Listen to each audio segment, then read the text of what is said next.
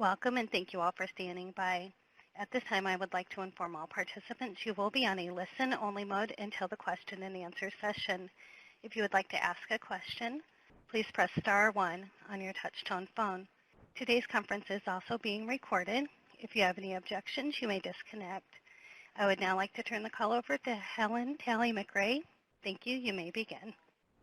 Thank you, Lisa. Good afternoon, everyone. My name is Helen Talley-McRae, and I work in the One Health Office of the National Center for Emerging and Zoonotic Infectious Diseases at the Centers for Disease Control and Prevention. On behalf of the One Health Office, I'm pleased to welcome you to the monthly Zoonoses and One Health Updates call on August 1st, 2018. Before we get started, please be aware that although the content of these calls is directed to veterinarians, physicians, epidemiologists, and related public health professionals in federal, state, and local positions, the CDC has no control over who participates on this conference call. Therefore, please exercise discretion on sensitive content and material, as confidentiality during these calls cannot be guaranteed. Finally, today's call is being recorded.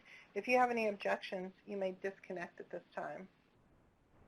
Free continuing education is now available for ZOHU calls. Detailed instructions are available on our website, cdc.gov/onehealth/ZOHU, and will be given at the end of this call. Please spread the word to your colleagues about the ZOHU call and this new free CE opportunity. In compliance with continuing education requirements, all presenters must disclose any financial and other associations with the manufacturers of commercial products, suppliers of commercial services, or commercial supporters, as well as any use of unlabeled products or products under investigational use. CDC, our planners, presenters, and their spouses or partners wish to disclose they have no financial interests or other relationships with the manufacturers of commercial products, suppliers of commercial services, or commercial supporters. The Planning Committee reviewed content to ensure there is no bias. The presentations will not include any discussion of the unlabeled use of a product or a product under investigational use. CDC did not accept commercial support for this activity. Before we begin today's presentation, CDC's One Health Office Director, Dr. Casey Barton-Baravesh, will share One Health news updates with you. Dr. Barton-Baravesh. Thanks, Helen. Hi, everyone, and thanks for joining us today. I'd like to welcome all the new participants to today's ZOHU call and thank all of you for helping us spread the word about the ZOHU call and letting your colleagues know that we now offer free continuing education. I'm pleased to say that we have over 6,000 subscribers and growing, representing human, animal, and environmental health officials and partners. We ask that you please continue sharing the ZOHU Call website address, which includes a link to subscribe, as well as information on free continuing education. To kick off today's news and update section, I'd like to share the latest information and resources with you.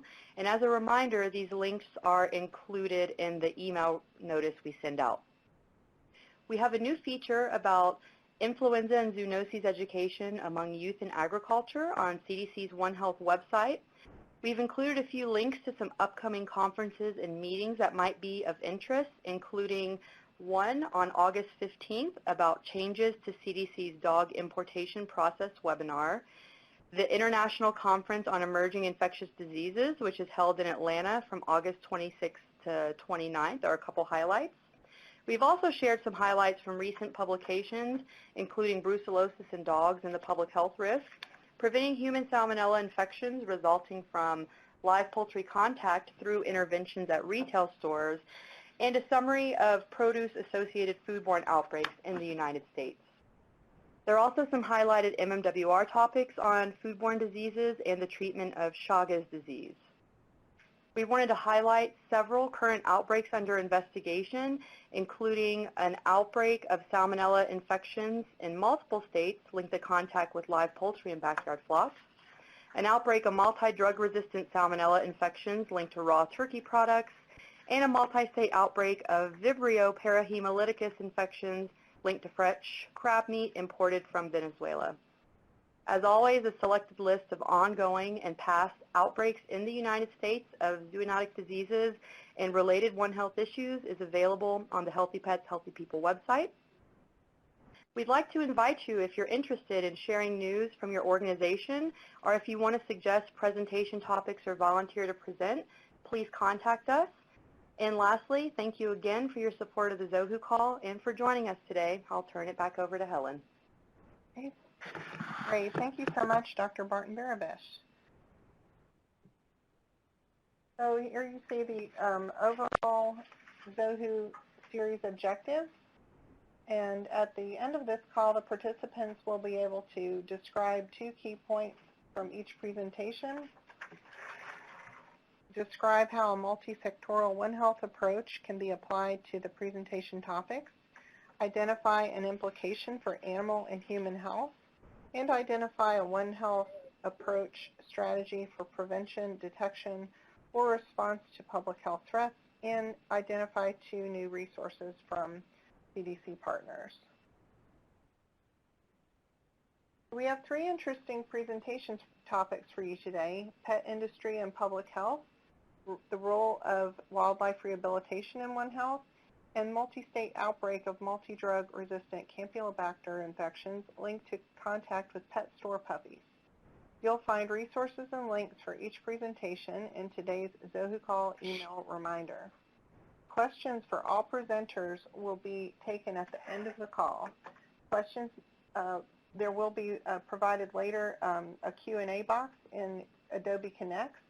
If you use that to ask a question, please name the presenter or topic at the beginning of each question. If you're on the phone line or need to call in to ask a question, the number is there on the screen, but it's 1-800-593-8936. You would enter participant passcode 9611836. Press *1 and give the operator your name and affiliation. Please name the presenter or topic at the beginning of each question.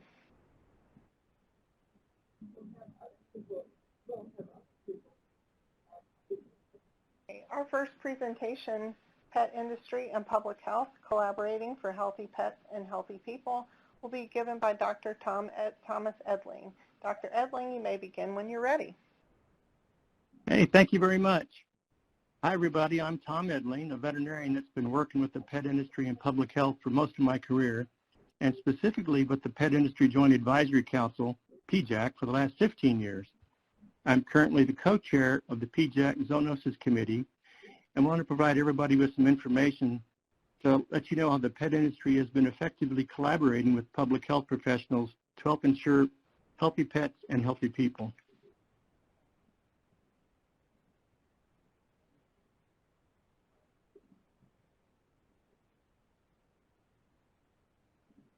First, I want to let everybody know just a little bit about PJAC. PJAC's been the leading voice on legislative and regulatory issues addressing invasive species, zoonotic disease, and companion animal ownership since 1971. The PJAC mission is to promote responsible pet ownership and animal welfare, foster environmental stewardship, and ensure the availability of pets. One good example of the PJAC partnership is Habitatitude. This campaign is a joint effort and partnership between PJAC, the U.S. Fish and Wildlife Service, and NOAA. The program is designed to inspire and educate people to be both responsible pet owners and environmental stewards, minimizing the impact of invasive species concerns on the environment, economy, and human health.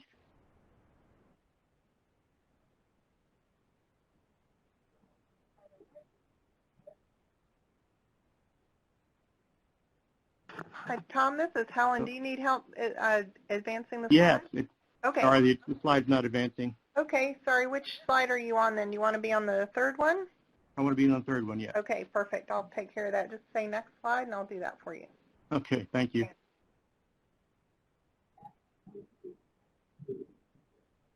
There we go. So I want to give you a couple examples of how PJAC works with public health professionals on zoonotic disease issues. We have 2 methods to quickly provide important information to the pet industry. The first is the Pet Industry Health Alert, which is to notify the industry so swift action can be taken to remedy the problem and prevent further spread of disease. The second is the Pet Industry Health Update, which is to provide updates and new information on existing zoonotic disease issues. PJEC has also developed the Small Animal Care Standards, which are a comprehensive set of voluntary standards for breeders and distributors of small mammals, birds, and reptiles. This document is a result of a year-long collaboration among pet industry leaders, animal care experts, veterinarians, and other interested professionals. PJEC has also developed best management practices for the pet industry. One example is the Feeder Rodent Breeders and Distributors BMPs. These BMPs include information on general husbandry items such as caging, buildings, sanitation, nutrition, and disease prevention. The document also covers transportation, euthanasia, and response to zoonotic disease outbreaks, among other things. Another area where PJEC's been putting considerable resources is toward antibiotic stewardship in the pet industry. PJEC has had a Memorandum of Understanding, or MOU, with the CDC for several years, which outlines our working relationship, including partnering on educational material for the industry, as well as outbreak communication and response. Slide 4, please.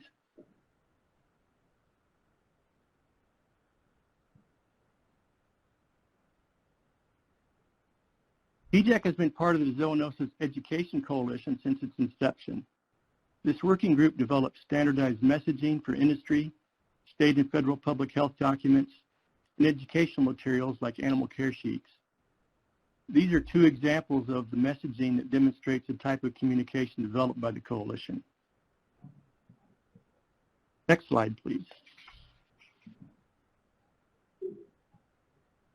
Here are some examples of how PJEC's been working with public health officials over the years. On the left side of the slide are some of the zoonotic outbreaks PJEC and the CDC have been worked on. First, it goes way back to 2003 with monkeypox, and in 2005 and 12, LCMV, rat bite fever, sole virus, which we're going to talk about a little bit later, Campy, salmonella, going from rodents in 2003 all the way to guinea pigs in 2018. On the right side of the slide are some documents that have been developed by PJEC with substantial help from the CDC. The Healthy Herp Handling poster you see on the right side of the slide has already been updated once and is on its third printing, and this is provided free of charge to anyone who wants it. Multiple zoonotic disease flyers produced by PJEC are also free to the public. They cover topics such as ringworm, mycobacteriosis, salmonellosis, psittacosis, rat bite fever, and LCMV. PJEC has also developed store signage for independent pet retailers that can be attached directly to the animal's habitat. Signs such as this one provide healthy handling information for reptile habitats. Next slide, please.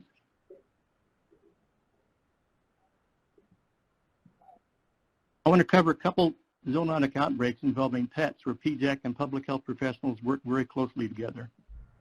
In the Salmonella Cotham outbreak, a total of 166 patients in 31 states were identified with the illness, with the onset dates ranging from February 2012 through June 2014. The pet industry collaborated very closely with the CDC to determine the source of the bearded dragons. Through this collaboration, 3 breeders were identified as the source of the bearded dragons with salmonella, 2 in the western United States and 1 with facilities in Central and South America. In an effort to prevent additional illnesses, one national pet store chain quarantined approximately 10,000 bearded dragons in its stores. Samples from the bearded dragons were sent to the National Veterinary Services laboratories from the pet store chain on a regular basis throughout the course of the investigation, resulting in a total of 71 bearded dragon samples sent from pet stores in 32 states. Additionally, PJEC issued an emergency alert to notify the pet industry of the outbreak. Fortunately, cases of Salmonella Cotham stopped appearing shortly after these measures were taken, and the CDC investigation was officially over on August 20th, 2014. Because of this outbreak, the pet industry worked with reptile breeders to develop salmonella reduction practices such as egg washing, which bearded dragon breeders have been using since the outbreak. Next slide, please. The second outbreak I wanted to cover is a recent hantavirus outbreak in pet rats. Just for clarification, SOL virus is a type of hantavirus that is carried primarily by Norway rats. In January 2017, the CDC, with the help of the Wisconsin Department of Health Services, confirmed SOL virus infection in patients who operate in an in-home rat breeding facility with approximately 100 fancy Norway rats. An investigation was conducted with the help from PJAC, which identified 31 facilities in 11 states with human and/or rat SOL virus infections. By March 2017, investigations identified approximately 100 facilities in 21 states, with 6 of them exchanging rats with Canadian ratteries. On January 31st and May 9th, 2017, PJAC and the CDC hosted conference calls with the pet industry and fancy rat community to provide updates on the SOL virus outbreak investigation and to answer questions. The CDC created a website with SOL virus facts and FAQs for the public. PJAC continues to work very closely with the CDC on developing safe handling and testing practices for rat owners and rat breeding facilities, as well as the promotion of BMPs for rat breeders.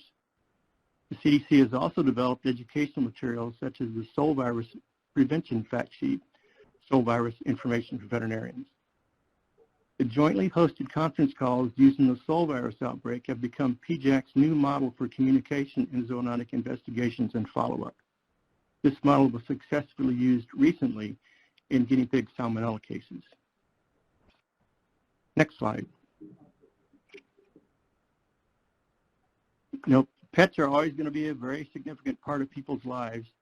We may never get people to stop kissing their snakes, but we know that people can safely share their lives with pets. The pet industry and public health professionals need to continue to partner to make this happen. PJAC is using the SOL virus and other investigations as a model for future collaborative efforts. It's in everyone's best interest to bring pet industry professionals into the investigation early, as the pet industry has understanding and valuable information that is not available elsewhere. And we want to do everything we can to help. At PJAC, we find it is valuable to discuss investigation results and learnings with stakeholders to make them part of the solution. The only way to continue to improve the process for all involved is to build partnerships and trust. Next slide, please. At PJAC, we are all very well aware that this is a collaborative effort. We all need to work together so people and their beloved pets can live safely together. Thank you very much. Thank you so much, Dr. Edling. Our next presentation, Exploring the Role of Wildlife Rehabilitation in One Health, will be given by Dr. Lynn Miller. Dr. Miller, you may begin when you're ready. Thank you. And thank you for joining me here today in this presentation. I would like to explore the role of wildlife rehabilitation in respect to One Health. And it looks like we've slipped ahead a little bit. You're getting a bit of a preview. First, let me just go on to the next slide. Okay.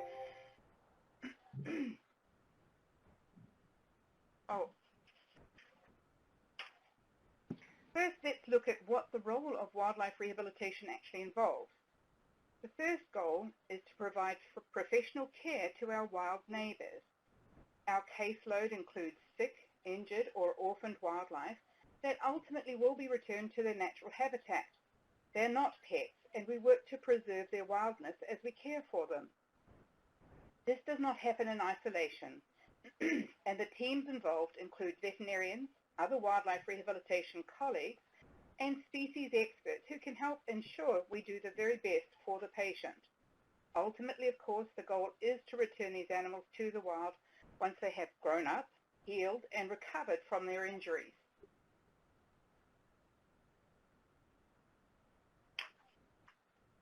If we look at the One Health global picture, it is an effective method to recognize the links between all aspects of life, from the human to non-human and their relationship with the environment. Nothing occurs in a vacuum, and so many agencies eloquently depict this relationship with their logos, as we can see from many of these here.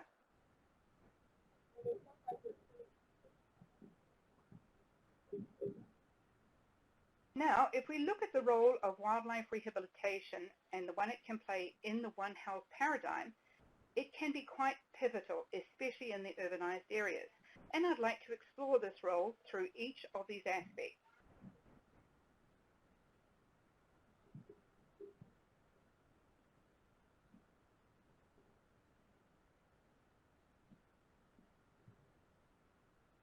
First and foremost are those involving human health. Wildlife rehabilitators often respond immediately to issues involving the human-wildlife interactions that occur daily all around us. Our facility, for example, responds to some 20,000 calls annually, and we know 75% of these issues can be resolved over the phone with effective public education. We also know that calling a rehabber is often less daunting than calling an official agency, and with those calls often being answered immediately and often with a live person.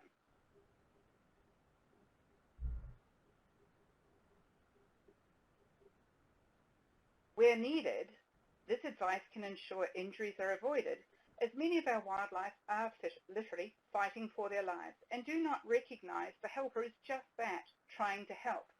Rehabilitators are required to have permits to undertake this work, so that we provide a legal avenue in caring for wild patients.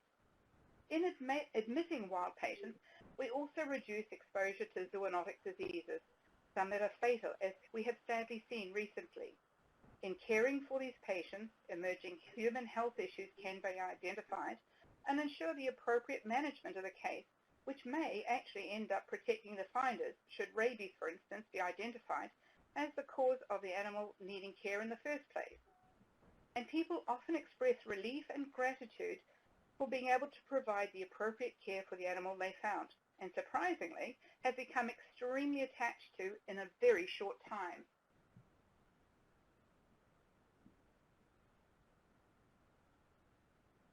Another role wildlife rehabilitation facilities play is in providing unique training opportunities for a wide range of disciplines.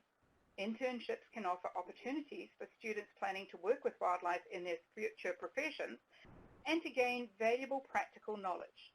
Pre-veterinary students find a place to develop skills that will aid them in their chosen career paths. Externships offer veterinary students and veterinarians opportunities to learn a great deal about the wildlife they may encounter in their practices, or if they choose to do so, in the field of wildlife veterinary medicine.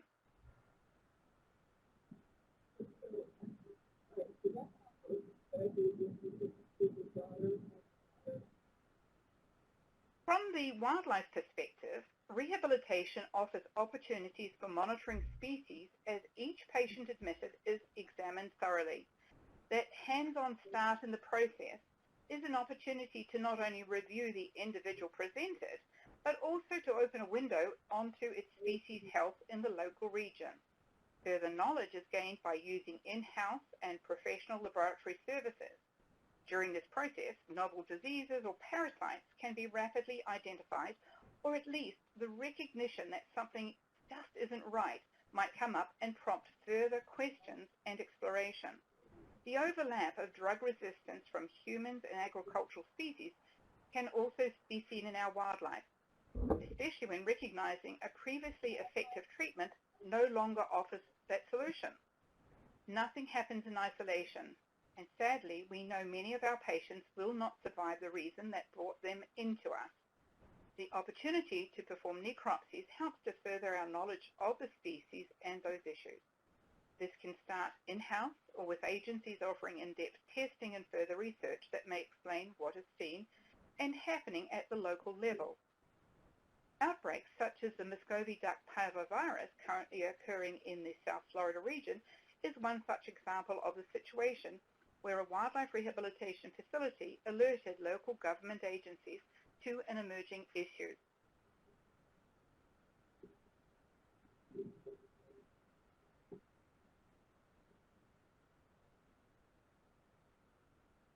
The world our patients come in from is the one we also live in, and many issues impacting them can and does impact us. Developmental issues may offer insight into problems with some anthropogenic or even natural substances. For instance, anophthalmia and microophthalmia are very rare developmental issues where the eyes are either absent or small and are often seen in wildlife admitted as youngsters that were apparently abandoned by the parents.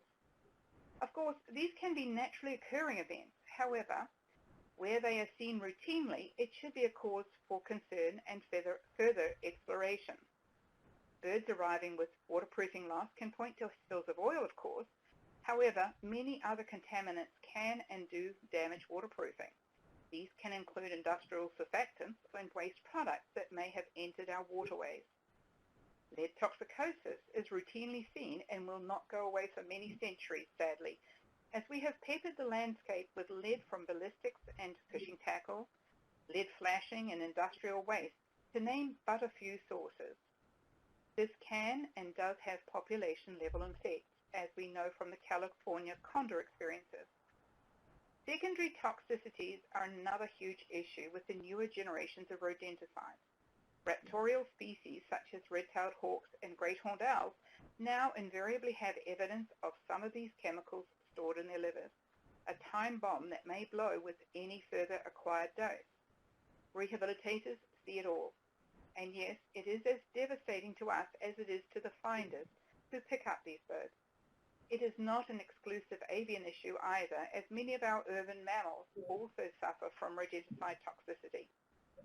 Add the other sides into the mix, and we can see that rehabilitation can and does offer insight into so many issues at a very local level.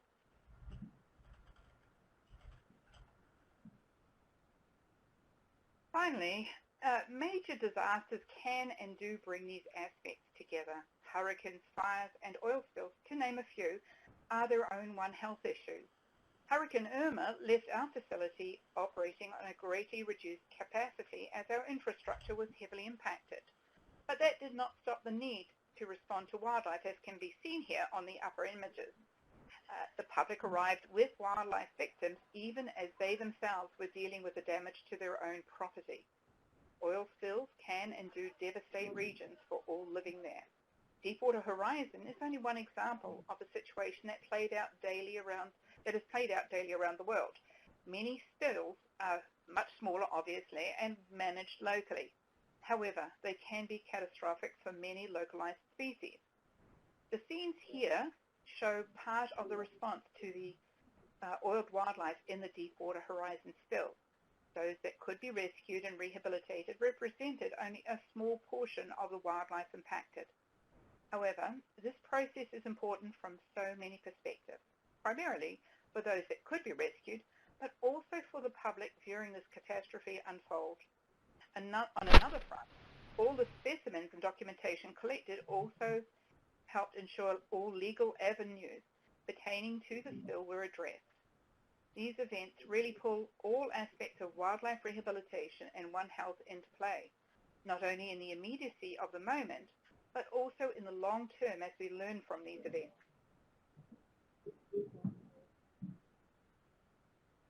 I would like to thank you for listening in and hope you can explore these resources. Wildlife rehabilitation is still, in the main, an unknown entity within the larger picture of One Health. I hope this presentation will facilitate further connections, in particular, encouraging and developing continuing One Health-centered educational opportunities for my colleagues in the field of wildlife rehabilitation, which will help programs in monitoring our local wild neighbours' health and well-being. With greater surveillance and sampling opportunities, I hope we can aid in reducing tragedies occurring, recognizing emerging health issues, and become an integral component under the One Health umbrella. Thank you very much. Thank you so much, Dr. Miller. Our final presentation, Multi-State Outbreak of Multi-Drug-Resistant Campylobacter Infections Linked to Contact with Pet Store Puppies, is by Leah Kofsky. Leah, you may begin when you're ready. Great. Thank you for having me. I would like to start by saying that this investigation was a huge collaboration between many human and animal health partners, and I just want to thank everybody who was involved. Without further ado, I'll go ahead and get started with a brief background of Campylobacter. Campylobacter is a gram-negative microaerophilic bacteria that is difficult to grow in culture. There are over 20 species, but Campylobacter jejuni causes the most human illness. The typical route of infection is through consumption of contaminated food or water. However, infection can also occur through contact with infected animals. There are about 1.3 million people affected with Campylobacter each year in the United States. Campylobacter can cause severe diarrhea, which can be hemorrhagic. Treatment typically involves only supportive care, and antibiotic treatment is reserved for severe infections. There is evidence that Campylobacter is becoming increasingly resistant to antibiotics. Dogs can be healthy carriers of Campylobacter, and clinical infection occurs most frequently in puppies. Dogs with suspected Campylobacter are usually treated supportively, but in severe illness, antibiotics may be administered without antimicrobial susceptibility testing. Now to highlight the timeline of the beginning of this investigation. On July 19, 2017, the Florida Department of Health identified a cluster of 4 human Campylobacter jejuni illnesses linked to pet store chain P, a national pet store chain with headquarters in Ohio. 2 of the patients reported that before they had gotten sick, they had contact with puppies from pet store chain P, and those puppies had diarrhea. On July 23rd, the Florida Department of Health collected puppy fecal samples from 2 pet store chain P locations. Isolates from 6 puppies were identified as Campylobacter jejuni. On August 15th, the Ohio Department of Health informed CDC of a cluster of 5 ill people, all of whom had been exposed to pet store chain P. On August 17th, whole genome sequencing analysis conducted by PulseNet, the National Molecular Subtyping Network for Foodborne Diseases, revealed that 2 of the 6 Florida puppy isolates collected from pet store chain P and an Ohio human isolate were closely related. This provided a potential link between human patients and pet store chain P puppies. An EPI-aid to Ohio began on August 25th. The main objectives for this investigation were to identify and characterize additional human illnesses, determine the source of Campylobacter infections, and develop recommendations. For the purposes of this investigation, a case was defined as illness in a patient since January 1st, 2016, with a clinical isolate closely related by whole genome sequencing to the outbreak strain, or other laboratory evidence of Campylobacter infection and contact with a pet store puppy within 7 days of illness onset. To identify additional human cases, states reviewed their records for historic Campylobacter cases that had exposure to a puppy. Also, states used a targeted supplemental questionnaire to interview new cases that mentioned recent puppy exposure.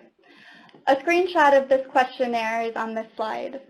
Lastly, CDC reviewed historic whole genome sequencing data for Campylobacter isolates related to the outbreak strain. Overall, 113 cases in 17 states were identified. This map displays the people with Campylobacter infection linked to the outbreak by state of residence. The greatest number of ill people identified resided in Ohio and Florida. 38 of the cases were identified by whole genome sequencing. Patients ranged in age from less than 1 year to 86 years, with a median of 27 years. 63% were female, 23 ill people were hospitalized, and no deaths were reported. This figure shows the epi curve for this outbreak. Reported and estimated onset dates ranged from January 12, 2016 through January 7th of this year, 2018. Of the 105 people with information from interviews, 104 reported contact with a puppy. Of those, 81 or 87% reported exposure to pet store chain P. And then finally, 25 ill people were identified in the outbreak were employees of pet store chain P. The second objective of this investigation was to determine the source of Campylobacter infection. 3 steps were conducted to achieve this objective. First was to identify puppies carrying the outbreak strain by sampling puppies in stores, to gather information about antibiotic administration in the puppies, and then finally use information from puppy records to conduct traceback. Sampling and testing of puppies and/or reviewing puppy records occurred in 6 states indicated on the map. For in-store sampling of puppies, 5 to 10 samples were collected per store, and samples underwent 2 separate tests. First, feces was examined by polymerase chain reaction that was specific to Campylobacter jejuni. Second, samples were cultured for Campylobacter. All Campylobacter isolates that resulted from culture underwent whole genome sequencing.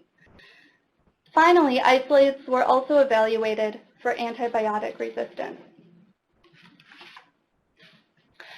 A total of 211 puppies were sampled from 29 stores across 6 states. 21 samples were positive for Campylobacter jejuni by PCR. Only 18 samples yielded a Campylobacter isolate. Whole genome sequencing identified 10 of those isolates as being closely related to the outbreak. All 10 were examined for antibiotic resistance. This figure shows the results of whole genome sequencing for each of the 48 isolates. This includes the 38 human isolates and the 10 puppy isolates. In this outbreak, 3 subclades were identified, and isolates within each subclade were closely related to one another. The number of allele differences for each subclade are shown. Ultimately, sequencing revealed that within subclades, both human and puppy isolates were closely related to each other, suggesting a common source. Antibiotic resistance testing revealed that 43 of 48 isolates exhibited the dominant resistance pattern, which shows resistance to 8 of 9 antibiotics on the National Antimicrobial Resistance Monitoring System panel. Listed here are the 8 agents which the strain showed resistance. The remaining 5 isolates had a slight variation on the dominant resistance pattern. So one of the big questions we had in this investigation was, where is this multi-drug resistance coming from? Puppy medical records were collected during the course of the investigation, which contained antibiotic administration data.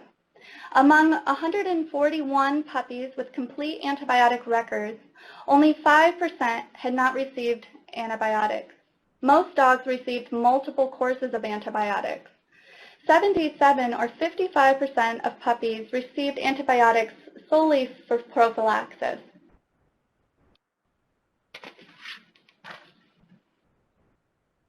The third and final step to determine the source of the Campylobacter infections was to use information from culture-confirmed and PCR-positive puppies, as well as puppies linked to patients in the outbreak, to conduct traceback through the routes of distribution to breeders of origin.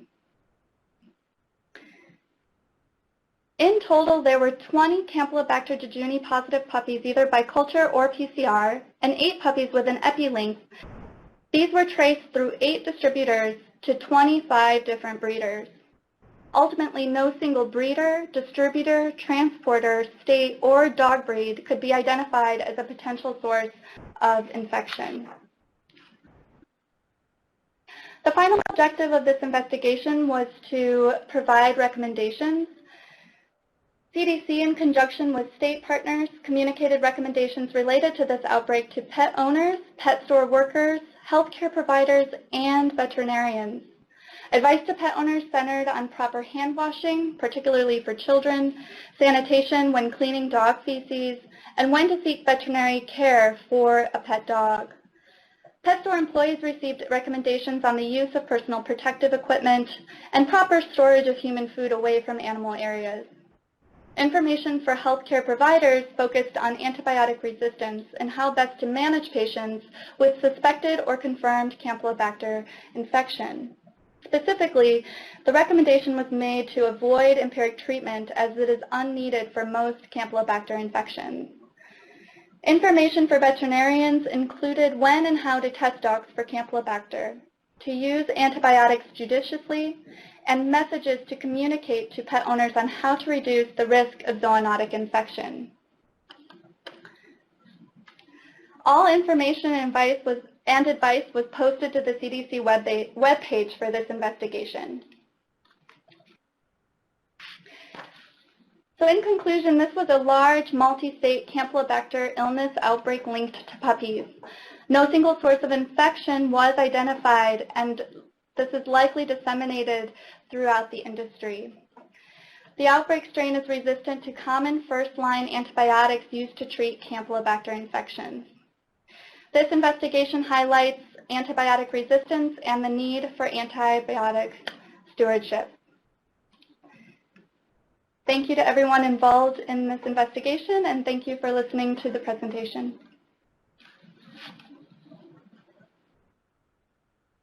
Great. Thanks so much, Ms. Koski, for your presentation.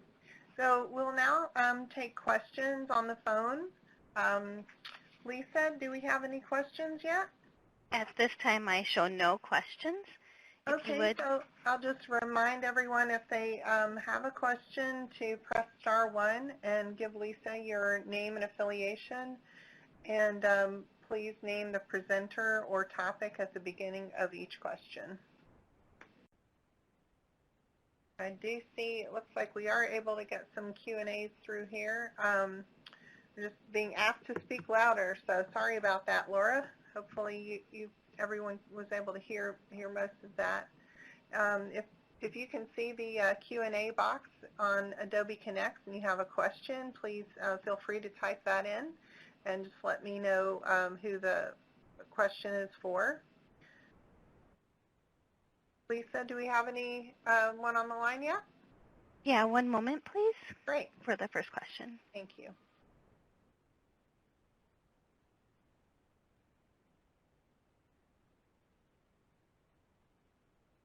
The first question comes from Barbara Canus of CDC.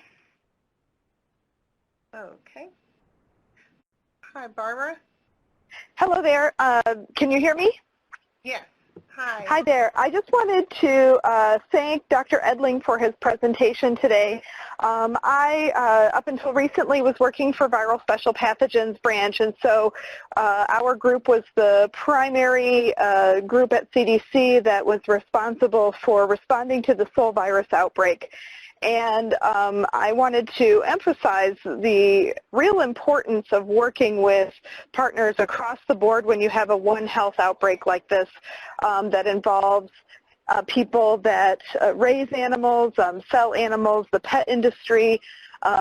Even though in the sole virus outbreak it was really more of an informal, in-home breeding situation, the pet industry and the folks that PJAC represents really have different modes of communication, and so having collaboration and having partners that represent that part of the sector of the industry really was very helpful in building the trust for the pet breeders and understanding about the outbreak and about preventive measures.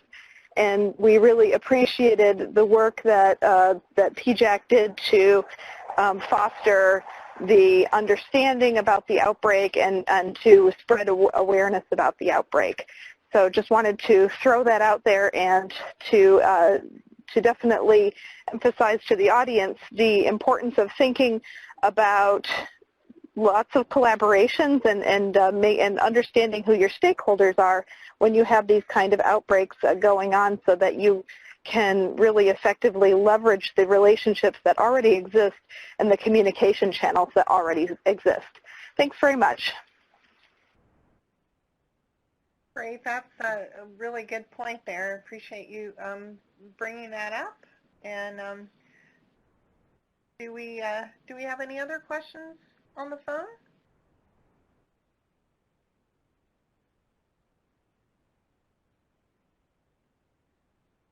One moment, please, for the next question.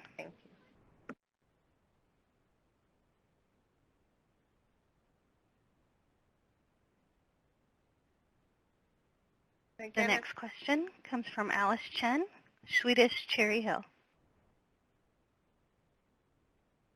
Hi, my name is Alice Chen. I am a family medicine resident, so I'm a physician. My question is for Dr. Miller. I was just curious, in the world of wildlife rehabilitation, whether there's any existing database in terms of sentinel health events that you might detect when caring for wildlife species, just to pass on to public health agencies in terms of what potential zoonotic infectious diseases might be out there. Hello. Yes, the biggest issue often is just simply identifying when you do have these issues. Of course, we do have a couple of major databases which many rehabilitators use to at least record and gather data on their patients and intake. If there are major zoonotics that are identified, such as rabies emerging in a case that is one of your patients, immediately I would say every rehabber will contact their local public health agent. Obviously, to be identified as well, it's going to be submitted for testing. But in terms of a global database or a reasonably easily accessible one, I'm just trying hard to think if there is anything that I would turn to. I've just usually been very happy that we've had the really great public health veterinarians that I've been able to discuss many of the cases with. So it's a bit of a black hole in some ways, isn't it? Yeah.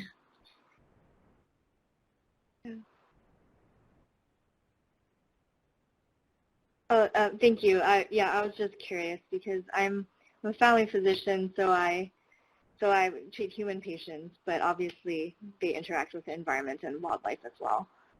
So. Absolutely, and of course any rehabber who has wild mammals coming in where they have bitten or injured the finder, the first recommendation always is to approach your own doctor and get advice.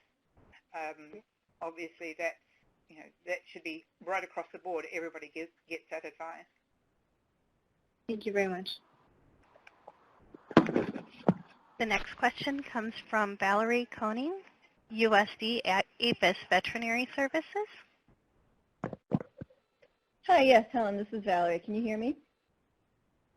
Yeah, we can hear you. Thanks. Hi. Oh, great. My question is for Leah on the Campylobacter outbreak, actually, specifically regarding if they really identified at what point in the life cycle of the puppies they were receiving these antibiotics, whether it was more so at the breeder level or later on, and if there was communication with the breeders specifically regarding preventative measures and antibiotic treatment appropriateness.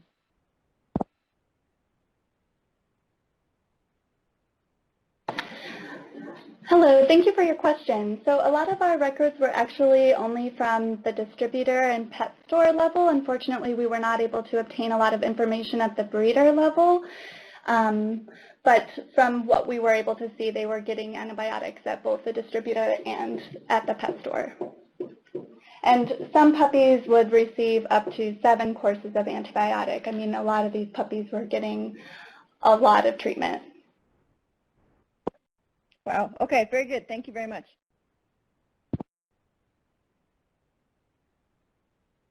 The next question comes from Kathleen Fagan of OSHA. You may ask your question. Thank you. And can you hear me? Yes, thanks. Okay, thank you. Perfect, thanks.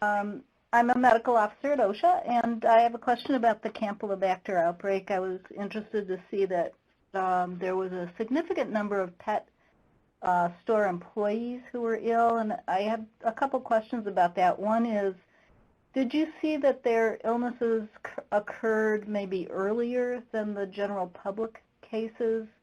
And then the second question is, kind of, if so, could worker illnesses be used as sentinel events to identify and possibly prevent outbreaks earlier?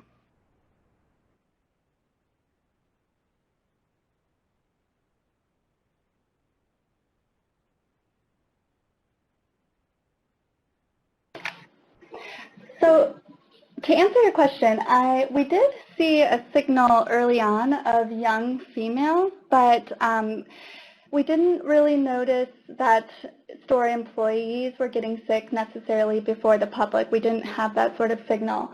But we are put out recommendations to encourage pet store employees to practice proper PPE and hand washing and such during their work time. Thank you.